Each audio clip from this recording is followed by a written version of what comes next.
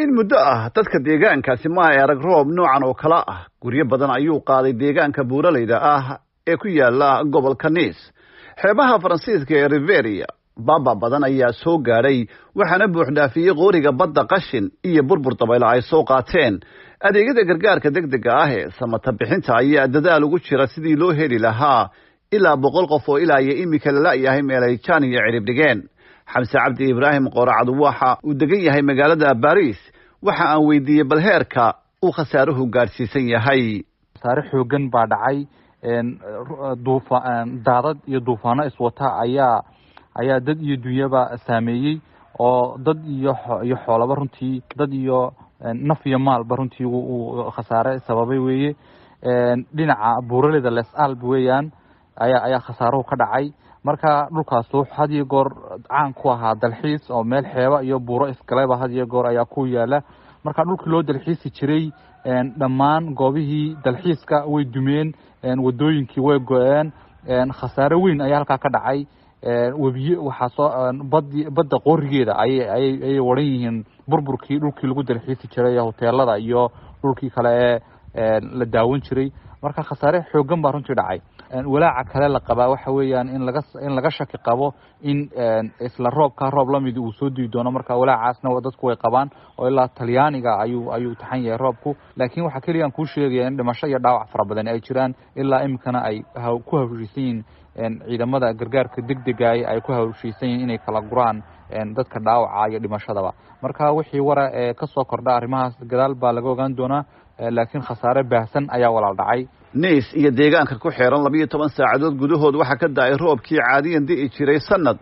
duufaanta roobkani wato oo loo bixiyay Storm Alex ayaa watay dabaylo xoogan iyo roobab mahiigaan ah ilaa kun ka tirsan shaqaalaha dabdamiska oo ku hawlgelaya gaadiidka dhulka socda iyo diyaaradaha qomaatiga u kaca ayaa la tacaalaya khasaaraha ka dhashay koonfurta galbeed ee dalkaasi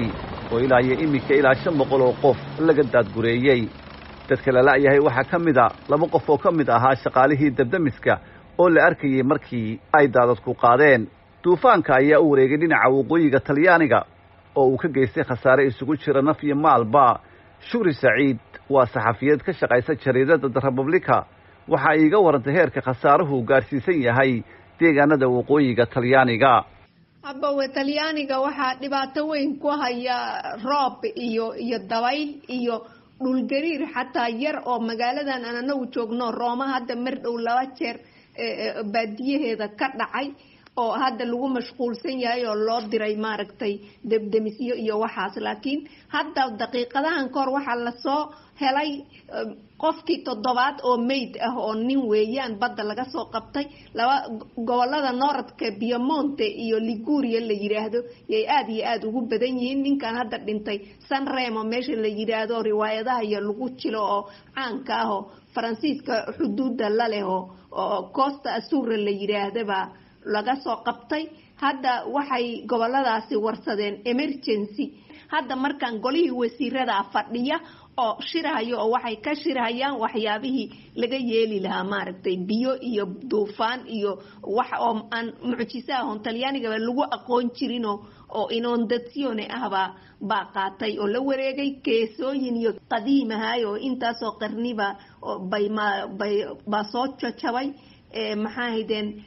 waa wax weyn oo saas dhibaataa welignimo dadkan dhintay oo 7 qof qaar Faransiis ah ku jira meelihii buuraha ah iyo wixii baa soo dhacay oo saas u soo daadanaya wixiina weli waa socdaano waa maxaa haydeen roobabkii iyo duufaantii sideedii bay u socotaan sanadihii ugu dambeeyay meelo badan oo kamid ah caalamka waxa ka daayay roobab la xaallee